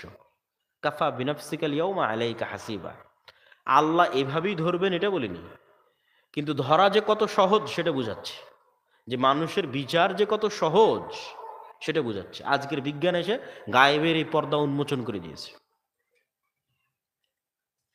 আর আরেকটা উদাহরণ কি, আরেকটা উদাহরণ হচ্ছে মানুষের ব্রেন। মানুষের এই ব্রেন পৃথিবীর ভয়ঙ্করতম যন্ত্রগুলোর একটা। এই ব্রেনে যে মগজ আছে, এই মগজে যে পরল আছে, এই পরল খুলে যদি বিছানো হয়, একজনের ব্রেনের কথা বলছি, সব মানুষের নয়, একজন মানুষের ব্রেনের মগজের পরল খুলে যদি বিছানো হয়, তাহলে গোটা কাহারোল ঢাকা যাবে না, গোটা দিনাজপুর নয়, এই পুরো পৃথিবীকে কয়েকবার ঢাকা যাবে। আল্লাহু আকবার। আমাদের প্রত্যেকের মাথায় যে মগজ আছে, সেই মগজের পরলকে খুলে যদি বিছানো হয়, তাহলে এই পুরো পৃথিবীকে কয়েকবার ঢাকা যাবে। তাহলে এই মগজের ধারণ ক্ষমতা কতখানি? বিজ্ঞানীরা বলতেছে ন্যূনতম 5,000 বছর। মানে আমি আব্দুল্লাহ, আমার বয়স যদি 5,000 বছর হয়, তাহলে আজকের সব কথা আমার 5,000 বছর পরেও মনে থাকবে, একটাও ভুলবো না। কেন? আমার ব্রেনের সক্ষমতা 5,000 বছর। মানে lakh lakh crore crore gigabyte, GB, terabyte, সারা পৃথিবীর সকল ইন্টারনেটের সকল তথ্য এক ব্রেনের মধ্যে, মানুষের এক কোষের মধ্যে ধারণ করা সম্ভব। এই পরিমাণ পাওয়ারফুল মানুষের ব্রেন। তাহলে এখন আপনি চোখ দিয়ে যেটা দেখতেছেন, এই চোখই হচ্ছে আপনার সিসি ক্যামেরা। চোখ দিয়ে যেটা দেখতেছেন সেটা আপনার মেমোরিতে সেভ হয়ে যাচ্ছে। এই যে এখানে মেমোরি আছে, যেখানে লক্ষ লক্ষ জিবি ডাটা ধারণ করতে পারে, ওখানে সেভ হয়ে যাচ্ছে। আপনার এই কান হচ্ছে সাউন্ড রেকর্ডার, এইটা দিয়ে শুনতেছেন, আপনার ব্রেনে রেকর্ড হয়ে যাচ্ছে, সেভ হয়ে থাকতেছে। আপনি যা দেখেছেন তাও ব্রেনের মনে আছে, আপনি যা শুনেছেন তাও ব্রেনের মনে আছে, ওটা ব্রেনে সেভ হয়ে আছে। শুধু ব্রেন থেকে ডাটা ট্রান্সফার করতে হবে। তো ইলন মাস্ক কোটি কোটি টাকা ব্যয় করতেছে যেন মানুষের ব্রেনের সাথে ইন্টারনেটকে কানেক্ট করা যায়। তাহলে একবার ব্রেনকে ইন্টারনেটের সাথে কানেক্ট করতে গেলে মানুষের ব্রেন থেকে ডাটা ট্রান্সফার করা যাবে। যে ওই যে ব্রেনের মধ্যে এগুলো ডাটা আছে, কম্পিউটারে যেমন ডাটা থাকে, তাহলে ও যেমন ক্যামেরা দিয়ে ভিডিও করে ওর কম্পিউটারে ট্রান্সফার করবে, ঠিক আপনি আপনার চোখ দিয়ে ভিডিও করতেছেন, এগুলো সবই ব্রেনে সেভ হয়ে যাচ্ছে। তাহলে আলাদা করে আপনার হিসাব নেওয়ার কি দরকার? যা করেছেন, যা দেখেছেন, যা শুনেছেন, যা বলেছেন, সব কোথায় আছে বলেন তো? আপনার ব্রেনে আছে। আর এটা পৃথিবীর সব কম্পিউটারের চেয়ে পাওয়ারফুল। তাহলে কাফা বিনাফসিকাল ইয়াউমা আলাইকা হাসিবা, কিয়ামতের মাঠে আপনার বিচার করা কোনো কঠিন কোনো কাজ নয়, অতি সহজ, অতি সিম্পল। কেন? এত ভয়ঙ্কর ভয়ঙ্কর সব মেশিন মানুষের আশেপাশে আছে, তার মধ্যে একটা ভয়ঙ্কর মেশিন এটা, একটা ভয়ঙ্কর মেশিন এই যে আলোর তরঙ্গ, যেখানে আমাদের কথা সেভ হয়ে থাকতেছে, আমাদের কাজ সেভ হয়ে থাকতেছে। আর এক ভয়ঙ্কর মেশিন এই মাটি। ইজা জুলজিলাতিল আরদু জিলজালাহা ওয়া আখরাজাতিল আরদু আসকালাহা ইয়াউমাইদিন তুহাদ্দিসু আখবারাহা বিআন্না রাব্বাকা আওহা লাহা। এ আর এক ভয়ঙ্কর যন্ত্র, এক দেখা যায় না, বোঝা যায় না, কিন্তু এতটুকু তো ঠিকই বুঝতে পারতেছেন যে মাটিতে গাছ লাগালে গাছ হয়, মাটিতে ধান রোপণ করলে ধান হয়, মাটিতে লিচু লাগালে লিচু হয়। তার মানে মাটির কিছু ক্ষমতা আছে না নাই বলেন? মাটির কিছু ক্ষমতা আছে, নাহলে মাটিতে গাছ কেমনে হয়, মাটিতে ধান কেমনে হয়, লিচু কেমনে হয়? এই মাটি চরম ভয়ঙ্কর। এই যে মাটি ধান গাছ আর লিচু তৈরি করতে পারতেছে, এই মাটিও কিয়ামতের মাঠে কথা বলবে, বিআন্না রাব্বাকা আওহা লাহা। তাহলে মানুষের বিচার করা কঠিন কিছু নয়। তো ঈমান বিল গায়ব, নূর, নূর অদৃশ্য, দেখা যায় না কেন? এখন পর্যন্ত কতগুলো উদাহরণ দিলাম যা দেখা যায় না অথচ মানুষ ব্যবহার করতেছে। রিমোট কন্ট্রোল দিয়ে এসি বন্ধ করতেছে, রিমোট থেকে একটা লাইট বের হয়ে এসিতে লাগে, তারপরে রিমোট বন্ধ, এসি বন্ধ হয়। ওই লাইট কবে দেখলেন আপনি? ঠিক আছে, বিজ্ঞান দিয়ে ধরা যাচ্ছে, কিন্তু এমনও কিছু পৃথিবীতে আছে যা বিজ্ঞানও ধরতে পারে না। সেটার উদাহরণ, কুকুরের ঘ্রাণ ক্ষমতা মানুষের চেয়ে 10,000 গুণ বেশি। এই যে আমার সামনে যে মাইক আছে, আমি এটার কোনো গন্ধ পাচ্ছি না, কোনো গন্ধ পাচ্ছি না। এখন আমি যদি বলি যে এই মাইকের কোনো গন্ধ নাই, এটা মিথ্যা কথা হবে। এই গ্লাসের আমি কোনো গন্ধ পাচ্ছি না, না কোনো গন্ধ নাই, এটা মিথ্যা কথা। এই গ্লাসটা ওই কুকুরের নাকে লাগান, এখান থেকে 10 কিলোমিটার দূরে ফেলে আসেন, এই গ্লাসকে কুকুর খুঁজে বের করবে। বিজ্ঞানীরা বলতেছে যে মানুষের একটা ক্যান্সারের যে কোষ, এইটার গন্ধ পর্যন্ত কুকুর ধরতে পারে। করোনা ভাইরাসের মতো যে ভাইরাস, ওই ভাইরাসের গন্ধ পর্যন্ত কুকুর ধরতে পারে। তো কুকুর যেই লেভেলের গন্ধ ধরতে পারে, ওই লেভেলের গন্ধ ধরতে পারার মতো কোনো মেশিন বিজ্ঞানীরা আবিষ্কার করতে পারেনি। ফলত কুকুরকেই কাজে লাগাতে হয়, কুকুরকে প্রশিক্ষণ দিয়ে কুকুরকেই কাজে লাগায়। তাহলে কি বোঝা গেল? পৃথিবীতে এমনও গন্ধ আছে যা মানুষের নাক পায় না, মানুষের তৈরি কোনো যন্ত্র পায় না। বুঝেননি মনে হয় আমার কথা? পৃথিবীতে এমনও গন্ধ আছে যা মানুষ পায় না আর মানুষের তৈরি যন্ত্রও পায় না, কিন্তু আল্লাহর সৃষ্টি জীব পায়। 2, কবরের আযাব হচ্ছে, শুনতে পাচ্ছি না, তাহলে মনে হয় কবরের আযাব হয় না? হ্যাঁ, পৃথিবীতে এমনও আওয়াজ আছে, এখন আমার আশপাশ দিয়ে যদি কোথাও কোনো পিঁপড়া হাঁটে, আমি তখন শুনতে পাচ্ছি না। হাঁটতে পারে এখানে আশেপাশে কোথাও কোনো পিঁপড়া, এইখানে যে রেকর্ডারগুলো লাগানো আছে, এগুলো যদি ওই পিঁপড়ার পাশে গিয়ে লাগাই, তবুও পিঁপড়ার হাঁটার আওয়াজ ধরতে পারবে না। তখন আপনি যদি বলেন পিঁপড়ার হাঁটার কোনো আওয়াজ নাই, এটা সত্য না মিথ্যা? মিথ্যা। পিঁপড়ার হাঁটারও আওয়াজ আছে, কিন্তু ওই আওয়াজ শোনার ক্ষমতা মানুষের নাই, মানুষের তৈরি যন্ত্রের নাই, কিন্তু আল্লাহর আর এক সৃষ্টিজীবের আছে। যেমন হাতি, আল্লাহর কিছু ব্যতিক্রম সৃষ্টিজীব আছে যারা মানুষের চেয়ে কয়েক হাজার গুণ সূক্ষ্ম লেভেলে শুনতে পায়। তাহলে কবরের আযাব হচ্ছে না? হচ্ছে না? কবরের আযাব হচ্ছে, কিন্তু কবরের আযাব যেই লেভেলে, যেই সূক্ষ্ম লেভেলে কবরের আওয়াজ, ওই সূক্ষ্ম লেভেলের আওয়াজ শোনার ক্ষমতা আমার কানের নাই, আমার তৈরি যন্ত্রেরও নাই, কিন্তু আল্লাহর তৈরি সৃষ্টিজীবের আছে। আমরা প্রমাণ করব কি নূর আছে এখানে, এখানে এখন নূর এবং ফেরেশতারা আছে, দেখতে পাচ্ছি না, সেটা প্রমাণ করব। তাহলে পৃথিবীতে যদি এমনও আওয়াজ থাকে যা মানুষ শুনে না, মানুষের তৈরি যন্ত্র শুনে না, পৃথিবীতে যদি এমনও গন্ধ থাকে যা মানুষ জানে না, মানুষের তৈরি যন্ত্র তো জানে না, তাহলে পৃথিবীতে এমনও আলো আছে যা মানুষ দেখে না, মানুষের তৈরি যন্ত্র দেখে না, কিন্তু আল্লাহর সৃষ্টিজীব দেখে না? দেখে না? বলেন।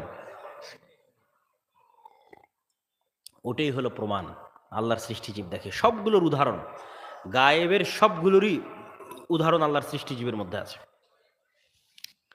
গায়েবকে আল্লাহ এত কঠিন করে দেয়নি যে মানুষ কোনো নিদর্শন দেখেও বুঝতে পারবে না। এই জন্য তো ঈমান সহজ, আল্লাহর নিদর্শন দেখে বুঝলেই হলো।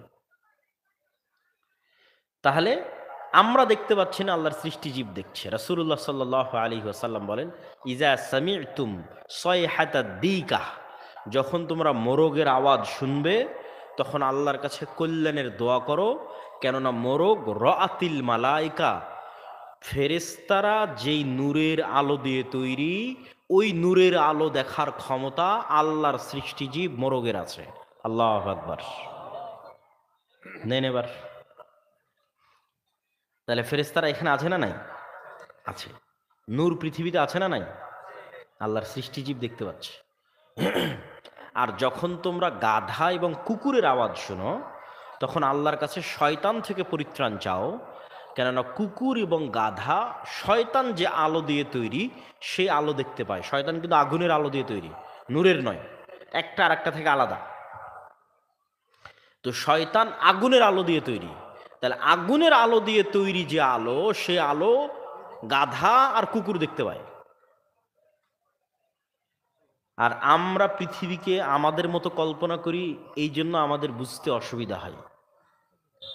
আপনি আমাকে দেখে চিনতেছেন কিভাবে? আমার চেহারা দেখে,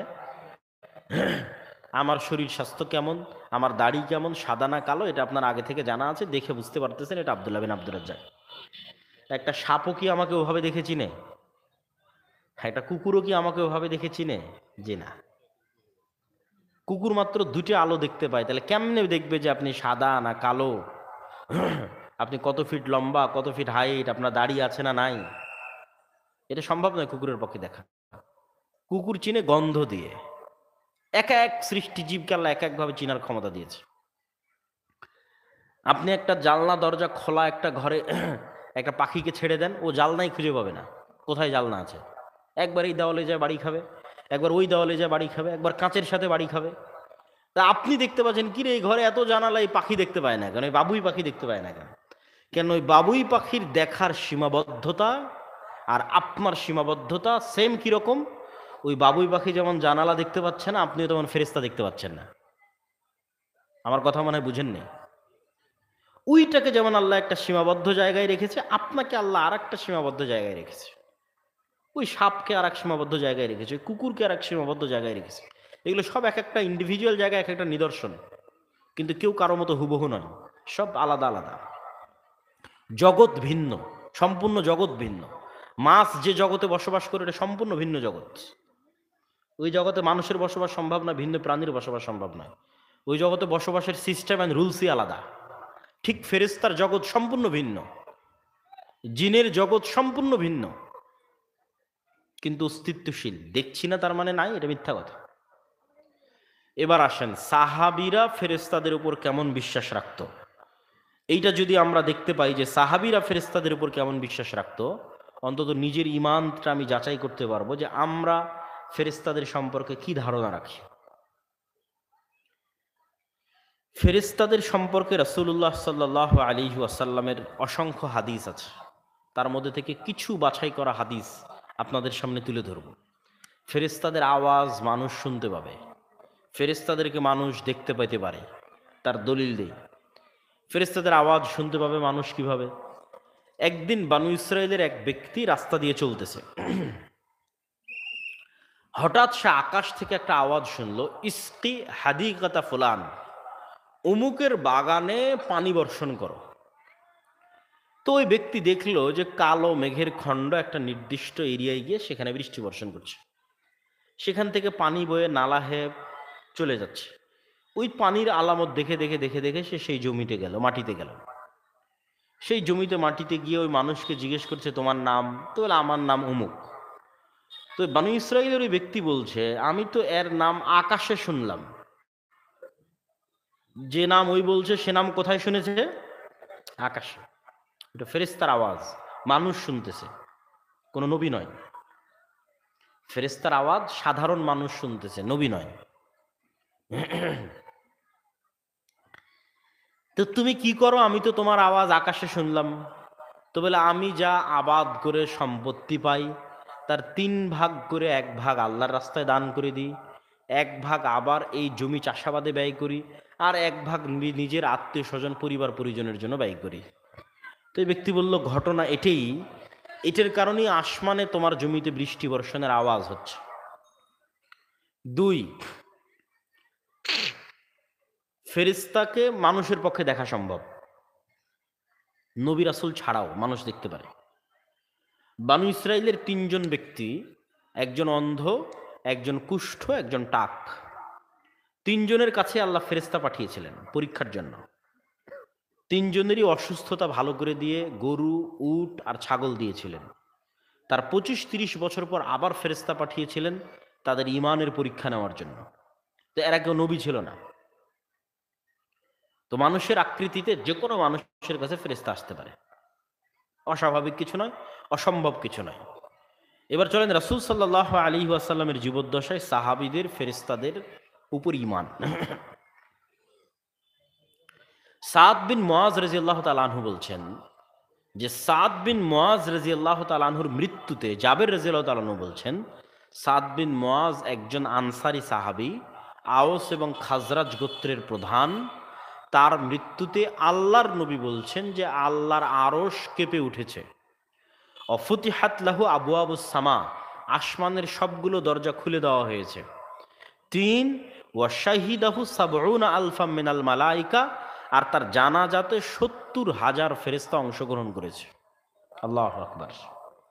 সাহাবীদের সাথে যে জানাজায় সাহাবী এবং আল্লাহর নবী অংশগ্রহণ করেছে, ওই জানাজায় আসমান থেকে 70,000 ফেরেশতা নেমে এসে অংশগ্রহণ করেছে। তাহলে মানুষের জানাজায় ফেরেশতা অংশগ্রহণ করে। ফেরেশতার সাথে মানুষের সম্পর্ক রাসূল সাল্লাল্লাহু আলাইহি ওয়াসাল্লামের জীবদ্দশায়।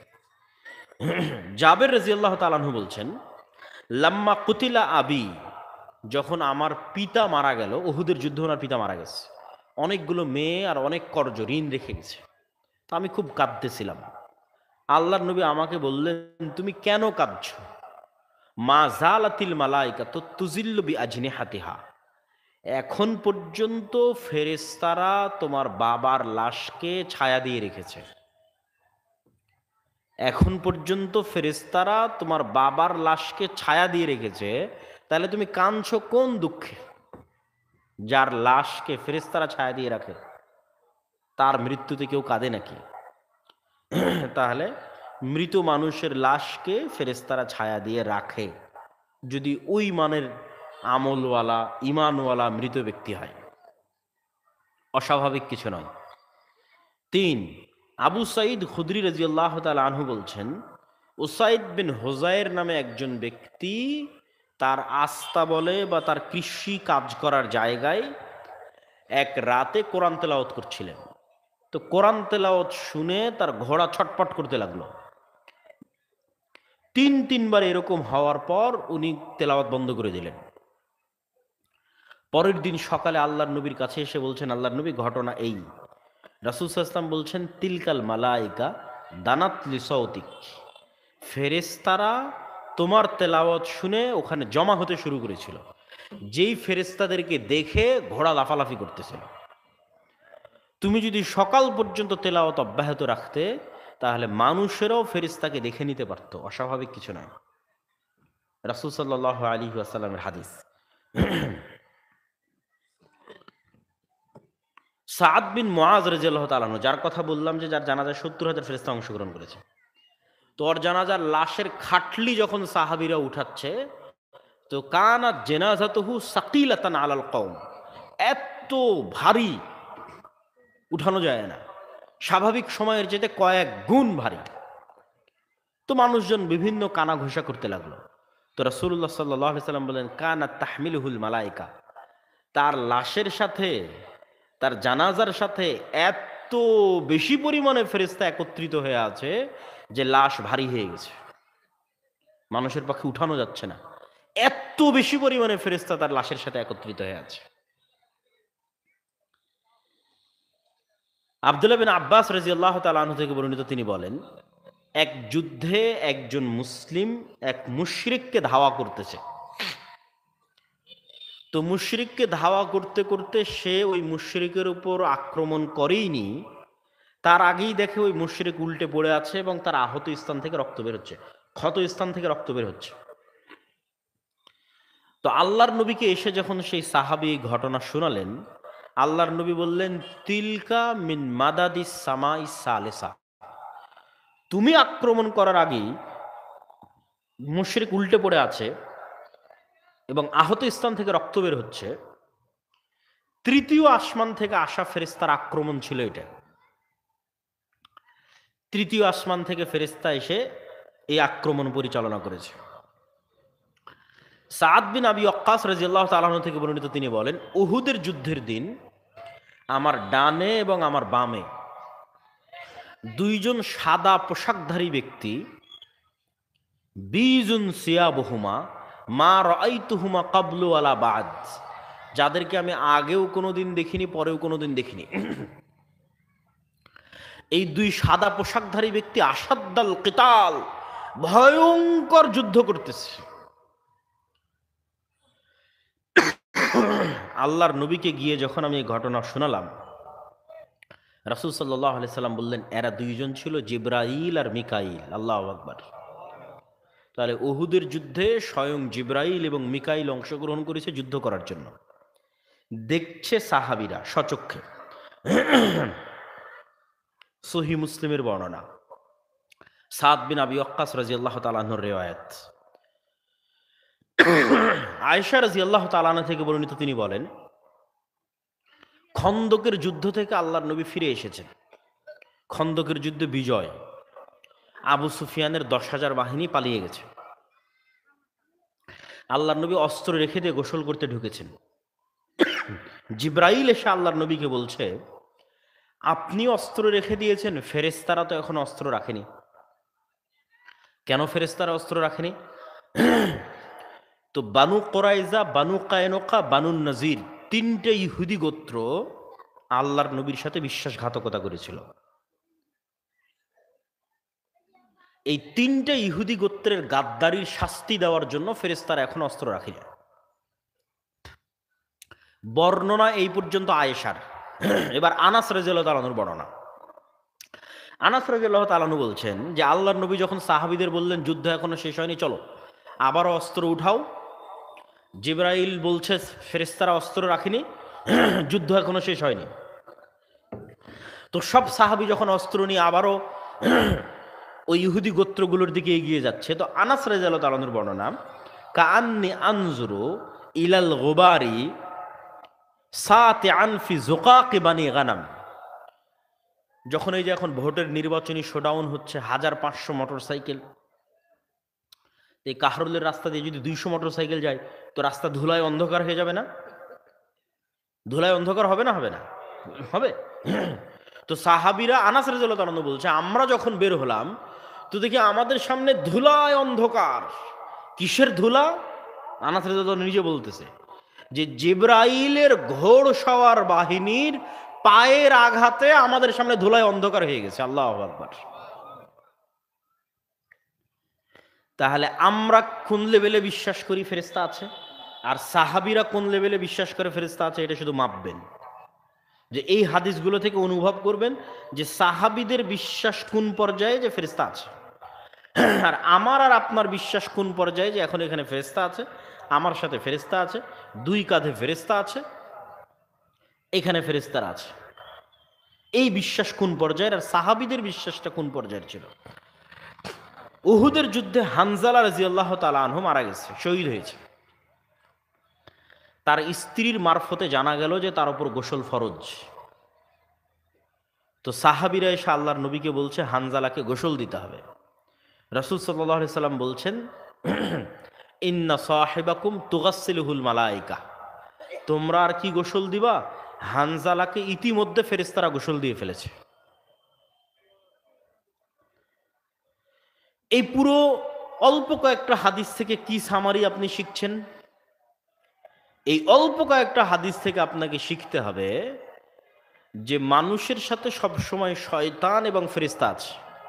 এটা আমি কোনো মাসলা মাসাইলের বক্তব্য দিচ্ছি না, কোনো ফাজাইলে আমলের বক্তব্য দিচ্ছি না, পৃথিবীতে কি চলছে তার রিয়ালিটিটা বলতেছি। যে আপনি ক্রিকেট খেলতে, ফুটবল খেলতে, বিভিন্ন গ্রামের খেলার নিয়ম কানুন আছে, তো পৃথিবীতে যে খেলতে এসেছেন, তো খেলার বন্ধুকে খেলার শত্রুকে কি চলে পৃথিবীতে, গায়েবে কি চলে, এটা যতক্ষণ না জানবেন খেলা কিন্তু ভালো খেলতে পারবেন না। তো আপনাকে আজকে দুইটা পরীক্ষা দিব, যে দুইটা পরীক্ষা দিয়ে আপনি শয়তান যে আছে এটাও পরীক্ষা করতে পারবেন, ফেরেশতা যে আছে এটাও পরীক্ষা করতে পারবেন। এই দুইটা বাস্তব পরীক্ষা দিব, বাস্তব জীবনে প্রয়োগ করে দেখবেন যে হ্যাঁ ফেরেশতা আছে, বাস্তব জীবনে পরীক্ষা করে দেখবেন যে শয়তান আছে। তবে এই দুইটা পরীক্ষা দেওয়ার আগে 2 মিনিট জরুরি কথা। এই যে আজকে আপনাদের এখানে প্রোগ্রামে এসেছি, বাংলাদেশে 600 650 উপজেলা, এক বছরে যদি আমরা 100টা প্রোগ্রামও করি তাও 6 বছর লাগবে 600 উপজেলায় যেতে। তাহলে প্রতি বছর প্রতিদিন আপনার এখানে আসতে পারবো এটা সম্ভব নয়। কিন্তু এই একদিন আসাই যদি শেষ হয় তাহলে এই বক্তব্যের কোনো লাভ নাই, এই বক্তব্যের কোনো দাম নাই। আর এই 1 ঘন্টা বক্তব্য দিয়ে, এই 1 ঘন্টা বক্তব্য দিয়ে কয়জনকে আমি কোরআন শিখালাম, কয়জনকে দোয়া শিখালাম, আর কয়জনকে কি শিখালাম? এই জন্য স্থায়ী সম্পর্ক দরকার। আমি নিজে আমাদের মাসিক আল ইতিসামে প্রতি মাসে আমি নিজে 3টা করে প্রবন্ধ লিখি। যেমন এটা নতুন মাসের পত্রিকা, জাতীয়তাবাদের আগুনে জ্বলছে মুসলিম বিশ্ব, প্রেক্ষিত পাক, আফগান ও সুদান গৃহযুদ্ধ।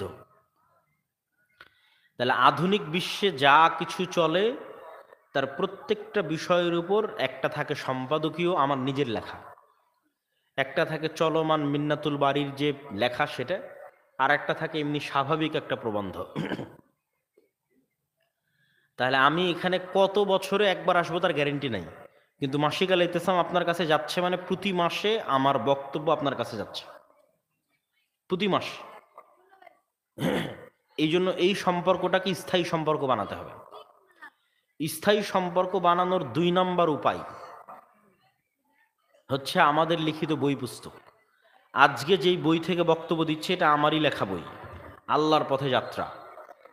এই জুলাই আগস্টের পরে যখন বিভিন্ন রাজনৈতিক অরাজনৈতিক দল এখনো উঠা বসা চলমান, তখন থেকে আমি বুঝতে শিখেছি মুসলমানদের ইমান বিল গায়েব নাই। এই জন্য ইমান বিল গায়েবের উপরে এই বইটা লেখা। শয়তান কি করে, ফেরেশতা কি করে, রূহ কিভাবে কাজ করে, নফস কিভাবে কাজ করে, কলব কিভাবে কাজ করে, কলব কিভাবে পরিষ্কার করা যায়, পাপ কিভাবে ক্ষতি করে, সালাত কিভাবে উপকার করে, সিয়াম কিভাবে উপকার করে, এগুলো সব এই বইয়ের মধ্যে আছে। আল্লাহর পথে যাত্রা অল্প কয়েক কপি থাকতে পারে, বেশি নাই। কেন এটা বাজারে এত বেশি বিক্রি হচ্ছে যে আমরা ছাপিয়ে এটাকে কন্ট্রোল করতে পারতেছি না। এই জন্য মানুষের অনেক চাহিদা থাকে, পরিমাণ অল্প। আর আরেকটা বইয়ের কথা না বললেই নয়, যেটা আমাদের এবার নতুন প্রকাশিত হয়েছে, শুধু আপনাদের প্রশ্নের অনেক জিজ্ঞাসা, যেখানে যাই প্রশ্নের শেষ নাই। আর শায়েখ আব্দুর রাজ্জাক বিন ইউসুফের চাইতে কোরআন এবং হাদিসের সাথে কম্প্রোমাইজ না করে অটল অটুট ফতোয়া আমরাও অত দিতে পারি না। এই করোনা ভাইরাসের সময় আপনাদের উস্তাদ শায়েখ আব্দুর রাজ্জাক বিন ইউসুফকে থামাতে আমরা কম পরিশ্রম করিনি, যে এত শক্ত বক্তব্য দেওয়া যাবে না, একটু কম্প্রোমাইজ করে বক্তব্য দেন। কিন্তু ওনাকে কেউ বুঝিয়ে থামাতে পারেনি, না আমি, না আব্দুর রহমান, না বাকিবিল্লাহ, কেউ না। উনি ওনার বক্তব্য এবং ফতোয়ায় অটল ছিলেন যে ছোঁয়াচে রোগ বলে কিছু নাই, পায়ে পা মিলিয়ে দাঁড়াতেই হবে, 3 ফিট দূরত্বে দাঁড়াতে হলে নবীকে আবার জন্ম নিয়ে পৃথিবীতে আসতে হবে।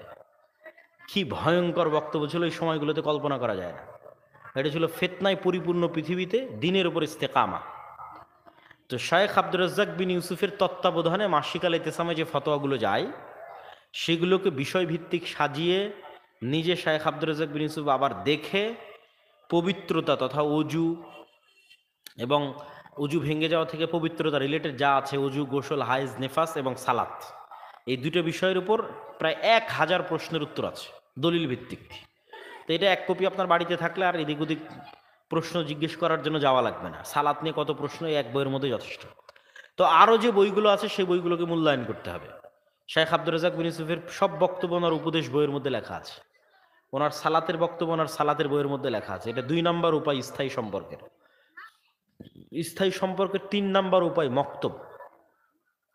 এই যে 1 ঘন্টায় আপনাকে আমি কিছু শিখাতে পারলাম না, কিন্তু আপনার এলাকায় যদি আমার ট্রেনিং প্রাপ্ত মক্তবের শিক্ষক থাকে, তাহলে সে আমার লেখা বইয়ের উপর ট্রেনিং নেবে।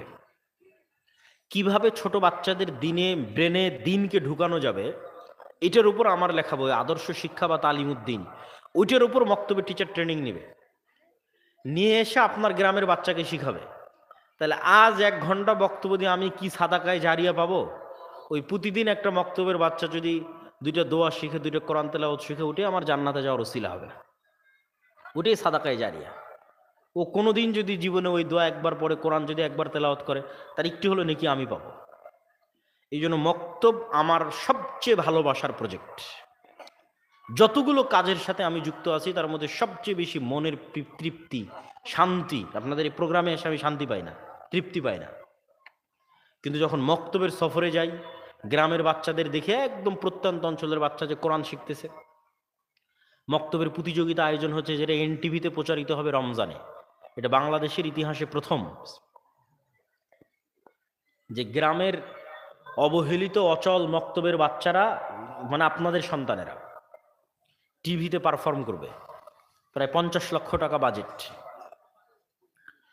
তাহলে এই মক্তব প্রজেক্টের সাথে সম্পৃক্ত হলে এটা স্থায়ী সম্পর্ক, এটা কলিজার সম্পর্ক, এটা হৃদয়ের সম্পর্ক, এটা প্রকৃত সাদাকায় জারিয়ার সম্পর্ক। অথচ এই মক্তব ট্রেনিং দিতে না আপনার 1 টাকা খরচ হবে, না আপনার কমিটির।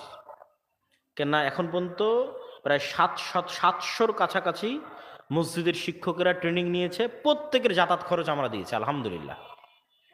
আল্লাহ দেওয়ার তৌফিক দিয়েছে, প্রত্যেকের ওই ট্রেনিংয়ের থাকা খাওয়া খরচ আল্লাহ দেওয়ার তৌফিক দিয়েছে আলহামদুলিল্লাহ, জামিয়া সালাফি এবং আদ-দাওয়া ইলাল্লাহর মাধ্যমে।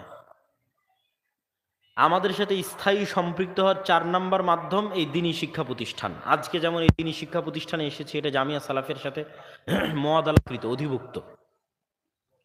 তো জামিয়া সালাফিয়া বাংলাদেশের শ্রেষ্ঠতম, অন্যতম টপ 10, টপ 5 প্রতিষ্ঠানের একটা।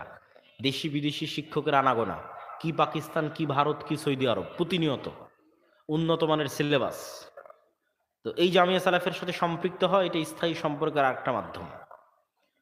স্থায়ী সম্পর্কের 5 নাম্বার মাধ্যম হচ্ছে মুসলিম বাইতুল মাল। কর্জে হাসানার বিরুদ্ধে, সুদের বিরুদ্ধে কর্জে হাসানার যুদ্ধ। সুদের বিরুদ্ধে কেন যুদ্ধ করতে হবে? সুদ গোলামির কালচারকে কন্টিনিউ করে। আমাদের সমাজের দুটো জিনিস গোলামির কালচারকে কন্টিনিউ করে, একটা গণতন্ত্র, একটা সুদ। গোলামির কালচার কি? গোলামির কালচার হচ্ছে মিথ্যা, গোলামির কালচার হচ্ছে দুর্নীতি, গোলামির কালচার হচ্ছে ধোঁকা। বানু ইসরাইলরা ইব্রাহিমের সন্তান, ইসহাকের সন্তান, ইয়াকুবের সন্তান, ইউসুফের সন্তান, ইউসুফের 11 ভাইয়ের সন্তান। তারপরও কত বড় ধোঁকাবাজে পরিণত হয়েছিল জানেন? আল্লাহ বলল শনিবারের দিন মাছ ধরা যাবে না। তো শনিবারের দিন সবগুলো মাছকে এরা বেড়া দিয়ে বানা দিয়ে ঘিরে রেখে দিল, আর রবিবারের দিন ওই মাছগুলোকে ধরলো। এই পরিমাণ ধোঁকাবাজে পরিণত হয়েছিল ইব্রাহিমের সন্তানেরা, ইসহাকের সন্তানেরা, ইয়াকুবের সন্তানেরা, ইউসুফ এবং তার 11 ভাইয়ের সন্তানেরা। কারণ ফেরাউনের 300 বছর গোলামিতে, গোলামিতে স্বভাব নষ্ট হয়ে যায়।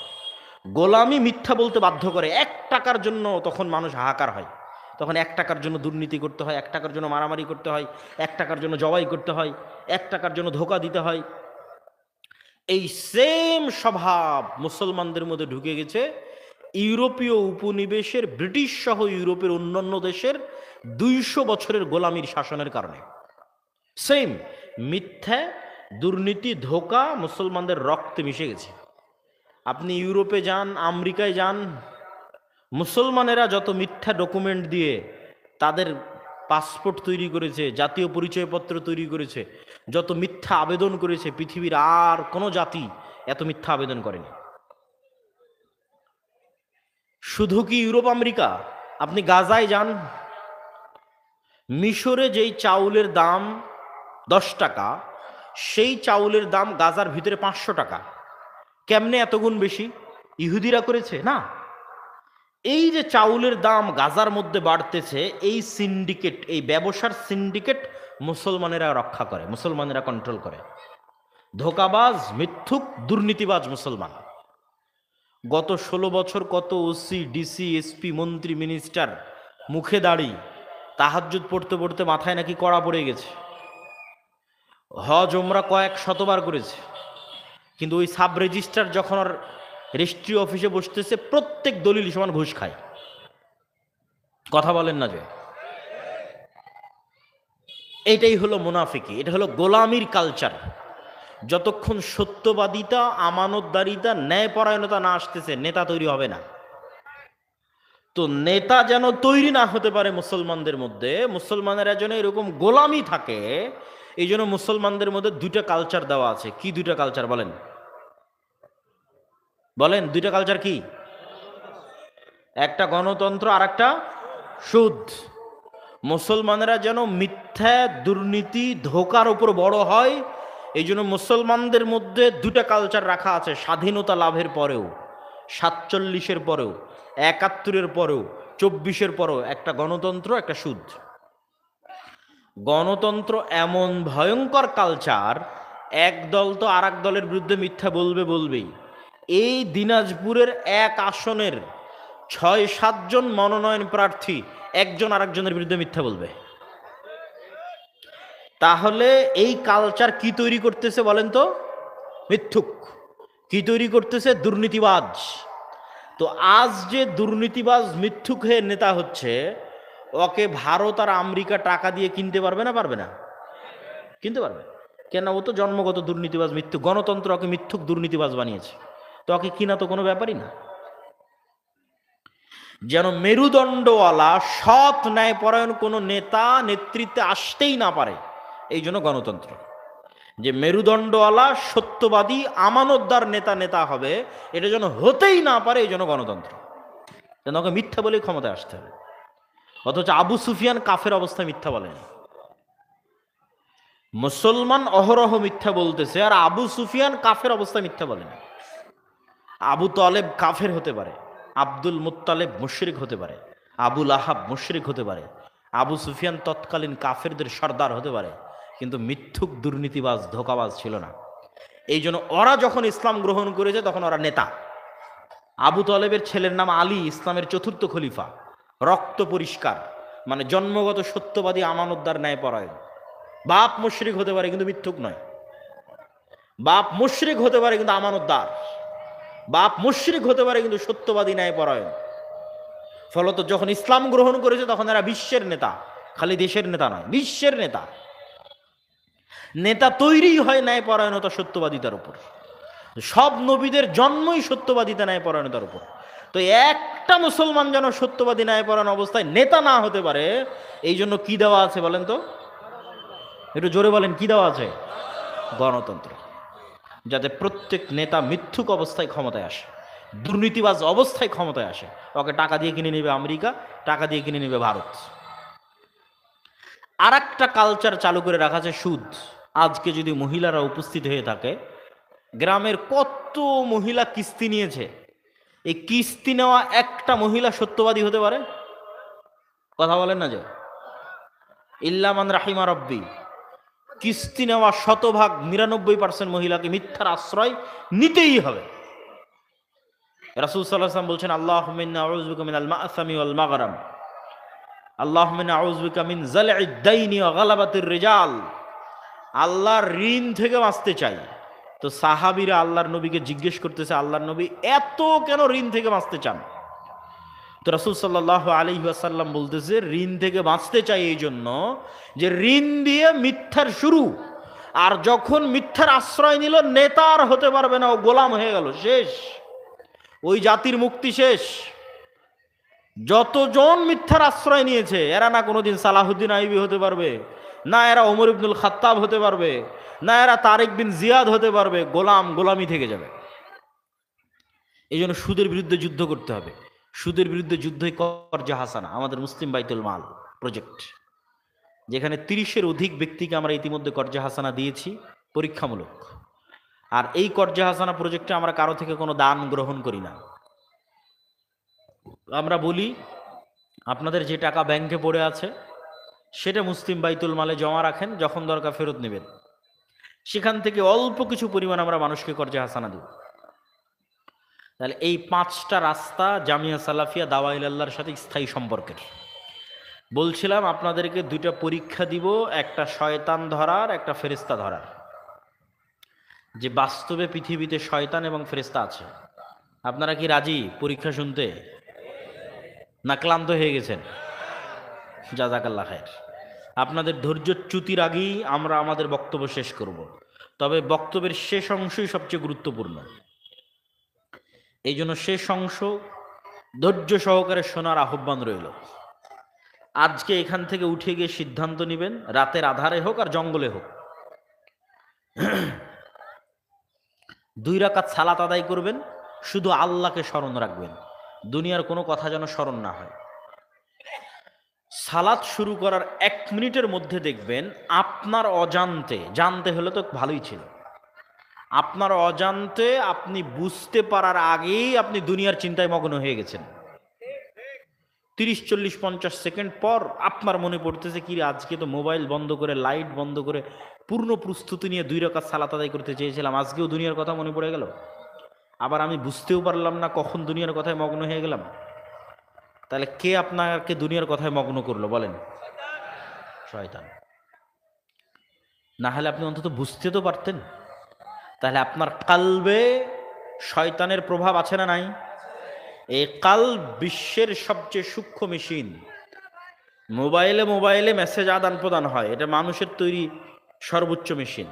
আর আল্লাহর তৈরি সর্বোচ্চ মেশিন কালব, যেখানে শুধু মানুষে নয়, শয়তানে আর ফেরেশতায় পর্যন্ত এই কালবে ডাইরেক্ট মেসেজ দিতে পারে। ডাইরেক্ট, চোখেও পড়তে হবে না, কানেও শুনতে হবে না, ডাইরেক্ট কালবে মেসেজ আসবে।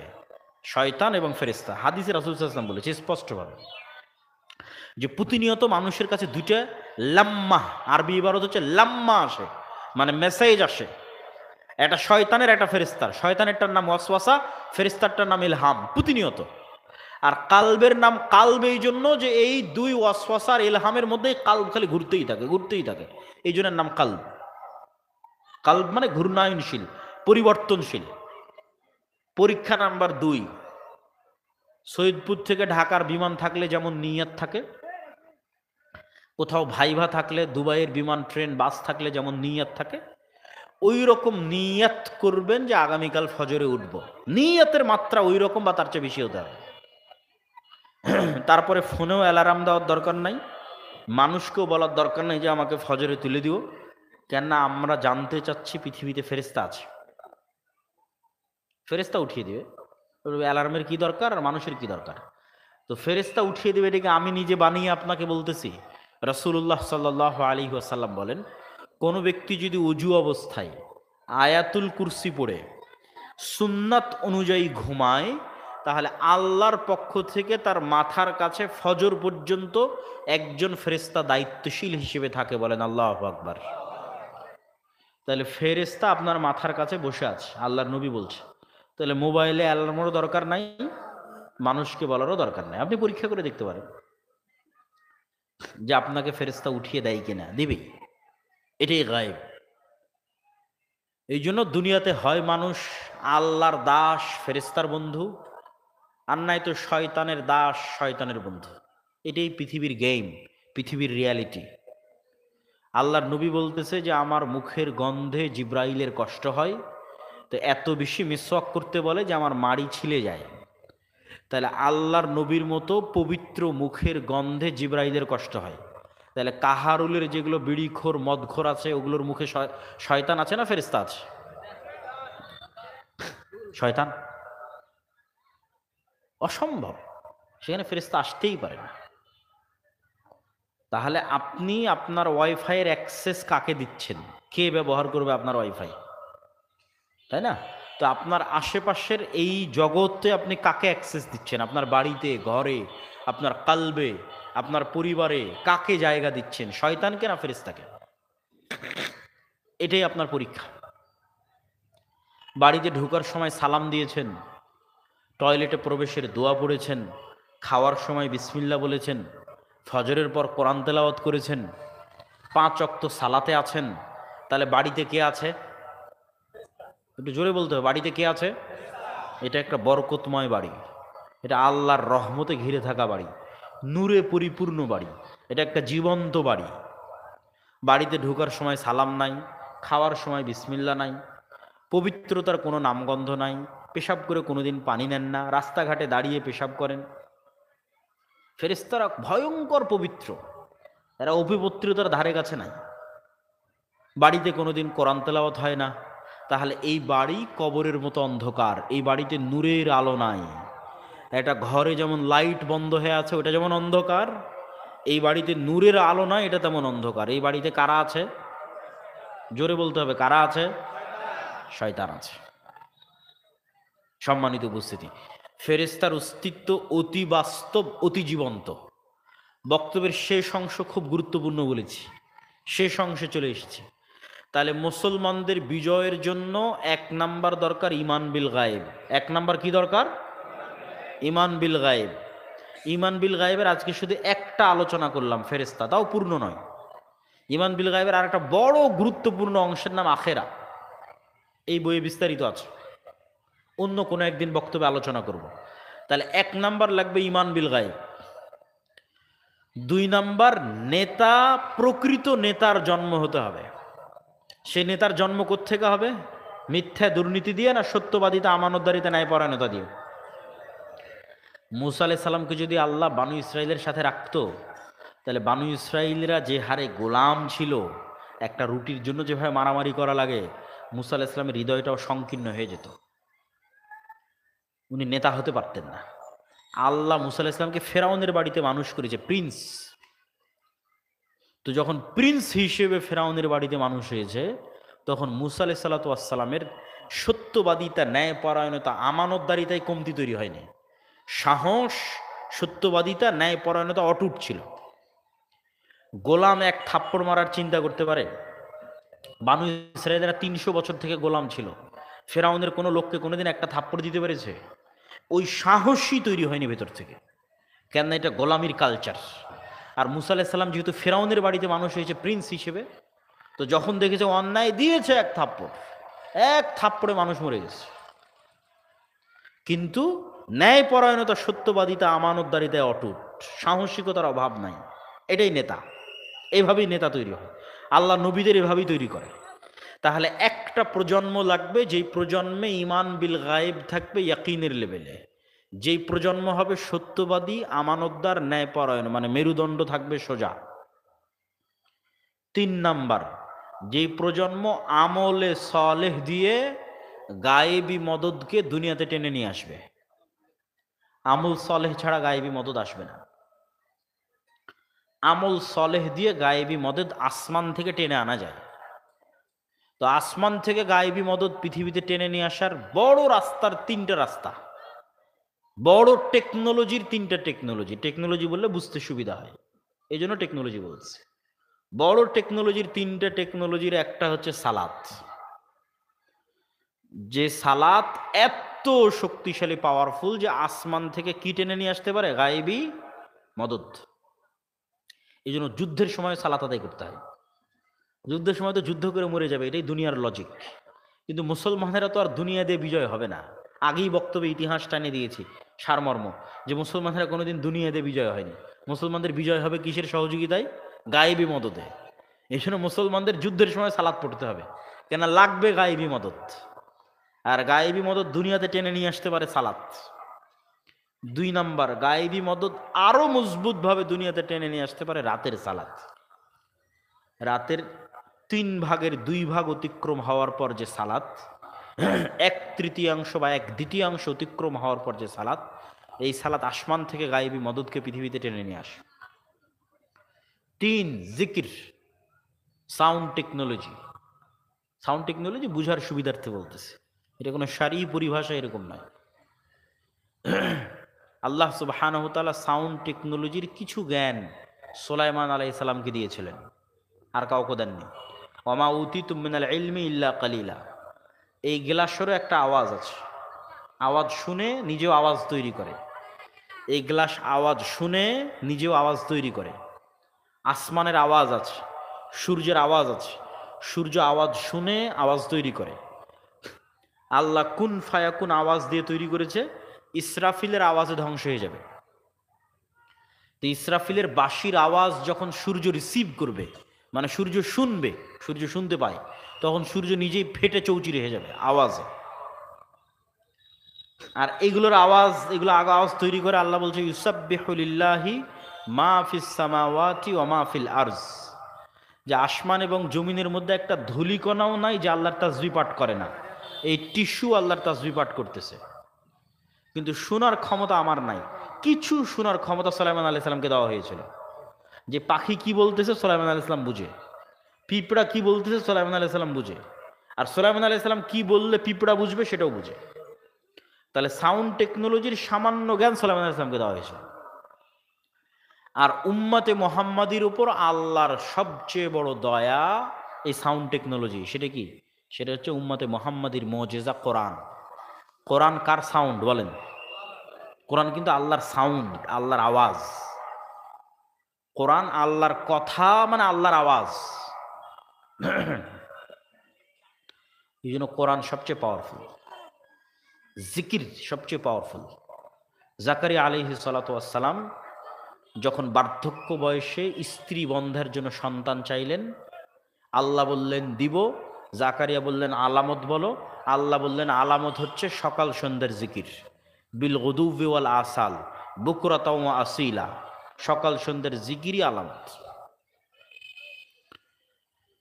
তাহলে ইমান বিল গায়েবে ইয়াকিন, সত্যবাদিতা, ন্যায়পরায়ণতার মাধ্যমে নেতৃত্বের বিকাশ, আমলে সলেহের মাধ্যমে আসমান থেকে গায়েবী মদদকে টেনে নিয়ে আসা, এই 3টে জিনিস যখন একত্রিত হবে এবং রাষ্ট্রে যখন শক্তিশালী প্রতিষ্ঠান থাকবে মুসলমানদের, এই লক্ষ লক্ষ কোটি কোটি ভোটারের মূল্য জিরো। আর ব্যারাক জীবনে কোনোদিন ভোটে দাঁড়ায়নি, ব্যারাক এরকম কয়েক কোটি ভোটারের চেয়ে পাওয়ারফুল। কেননা এই কোটি কোটি ভোটার তো রাস্তায় নেমেছিল, কিন্তু ক্ষমতা দখল করেছে এনজিওরা। এই ভোটারের কোনো দাম নাই, এই লক্ষ কোটি ভোটারের ভ্যালু জিরো। শক্তিশালী প্রতিষ্ঠান লাগবে। ঠিক আছে, আন্তর্জাতিক সংস্থার তুলনায় আমরা শক্তিশালী প্রতিষ্ঠান তৈরি করা আমাদের জন্য কঠিন, শক্তিশালী মিডিয়া তৈরি করা, ফাইট দেওয়ার মতো মিডিয়া তৈরি করা আমাদের জন্য কঠিন, কিন্তু চেষ্টা করতে হবে। এই শক্তিশালী প্রতিষ্ঠান যখন তৈরি হবে আর এইরকম যখন একটা প্রজন্ম তৈরি হবে, তখন আল্লাহ তাদের হাতেই বিজয় দিবেন। আল্লাহ কোরআনে শুধু বাংলাদেশের বিজয়ের ওয়াদা করেনি, সারা পৃথিবীর বিজয়ের ওয়াদা করেছে। যে ইউরিদুনা লিইউতফিউ নূরাল্লাহ ওয়াল্লাহু মুতিম্মু নূরিহি, কাফের আর মুশরিকরা আল্লাহর নূরকে মিটিয়ে দিতে চায়, আর আল্লাহ তার নূরকে সারা পৃথিবীতে প্রতিষ্ঠিত করবেন। বলেন আল্লাহু আকবার। এটা আল্লাহর ওয়াদা। কার হাত দিয়ে করবেন? এরকম যোগ্য যারা হবে, যে যোগ্যতার মাপকাঠি দিলাম। আল্লাহ সুবহানাহু ওয়া তাআলা আমাদের বক্তব্যকে কবুল করুক, আল্লাহুম্মা আমিন। যাওয়ার সময় কিছুই না নিতে পারলেও মাসিকাল ইতিসাম নেওয়ার অনুরোধ থাকলো।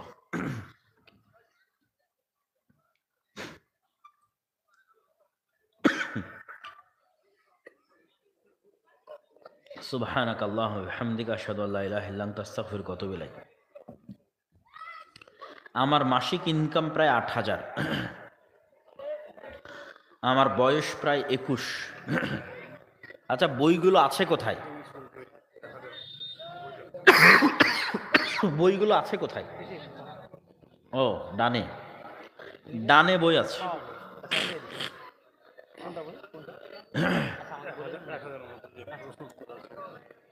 বাসা থেকে বিয়ে দিচ্ছে না, আমার দৃষ্টি হেফাজত করা আমার পক্ষে সম্ভব হচ্ছে না। বাসার লোক বলে আগে প্রতিষ্ঠিত হও, তবে আমার চরিত্র রক্ষা করার জন্য বিয়ে প্রয়োজন। ছেলের বিয়ের জন্য পরিবারের অনুমতি লাগে না, মেয়ের বিয়ের জন্য বাপের অনুমতি লাগে। তাহলে যে মেয়েকে বিয়ে করবা ওই মেয়ের বাপ রাজি হলেই হলো। তোমার বাপ রাজি হোক আর না হোক তাতে যায় আসে না। বর্তমানে চ্যাট জিপিটির মাধ্যমে শরীয়তের ফতোয়া নেওয়ার বিষয়ে আপনার মত কি? যাচাই করে নিতে হবে। চ্যাট জিপিটির কথাকে সরাসরি বিনা বাক্য বেয়ে বিশ্বাস করা যাবে না, এটা একটা মেশিন। সহযোগিতা নেওয়া যেতে পারে, কিন্তু তথ্যটা কতটুকু ঠিক সেটা যাচাই করতে হবে। ঈদগাহে ময়দানে সম্মিলিত মোনাজাত করা যাবে কি? এগুলো প্রশ্ন যদি এখনো করেন, কত বক্তব্য আছে। এই যে ফতোয়ার বই আছে, এই যে সালাতের বই আছে, দোয়ার বই আছে, এগুলোতে সব লেখা আছে। কবরস্থানে জুতা নিয়ে যাওয়া যাবে কি না? রাসূল সাল্লাল্লাহু আলাইহি ওয়াসাল্লাম নিষেধ করেছে কবরের উপর দিয়ে হাঁটতে। ফরজ সালাতে বাংলা কথার মাধ্যমে কোনো কিছু চাওয়া যাবে কি না? ফরজ সালাতে কোনো বাংলা কথা চলবে না। কোনো সূরা যদি মুখস্থ না থাকে তাহলে আলহামদুলিল্লাহ, সুবহানাল্লাহ, লা ইলাহা ইল্লাল্লাহ বলে সালাত হয়ে যাবে। সূরা ফাতিহাও যদি মুখস্থ না থাকে। সুন্নাত এবং নফলে কেউ কেউ বলেছে বলার কথা, তবে আমরা প্রাধান্য দিই যেই দোয়া দিয়ে নবীরা দোয়া করেছে ওই বাক্যের আলাদা পাওয়ার আছে। যেই দোয়া করে নবীরা ফল পেয়েছে ওই বাক্য আল্লাহর শিখানো। যেমন আদম আলাইহিস সালাতু ওয়াস সালাম কোন বাক্য দিয়ে তওবা করেছে? রব্বানা যালামনা আনফুসানা ওয়া ইল্লাম তাগফির লানা ওয়া তারহামনা লানাকুনান্না মিনাল খাসিরিন। এখন আপনি আপনার মতো বাংলা বানিয়ে সাহিত্যিক ভাষায় কোটি বাক্য ভরে দেন, তবু এই এক বাক্যের সমান হবে না। কেননা তওবার জন্য, ক্ষমার জন্য এটা আল্লাহর শিখানো বাক্য আদম আলাইহিস সালামকে। তাহলে এরকম প্রত্যেকটা বিষয়ে নবীদের শিখানো বাক্য আছে, প্রত্যেকটা বিষয়ে। খুব কম বিষয় পাবেন যেটাতে আপনি দোয়া পাবেন না। তাহলে নবীদের শিখানো দোয়া দিয়ে দোয়া করলে কবুলের মাত্রা বেশি। বিপদে পড়ে এখন আপনি আপনার মতো বানিয়ে কত কি বলছেন তার হিসাব নাই। আপনার মতো বানিয়ে 100টা বাক্যের চাইতে একটা বাক্য বেশি গুরুত্বপূর্ণ, লা ইলাহা ইল্লা আনতা সুবহানাকা ইন্নী কুনতু মিনাজ জালিমিন। কেন এই দোয়া দিয়ে একজন নবী মুক্তি পেয়েছে বিপদ থেকে, আল্লাহর শিখানো দোয়া। তাহলে এখন যদি এরকম কোনো পরিবেশে পড়ি যেটার আমি কোনো আসলে দোয়াই পাচ্ছি না নবী রাসূলদের শিখানো, যদিও দোয়া অধ্যায় বইটা কিনে পড়লে আমার ধারণা এরকম কোনো বিষয় পাওয়ার কথা নয়, সব বিষয়েরই দোয়া আছে।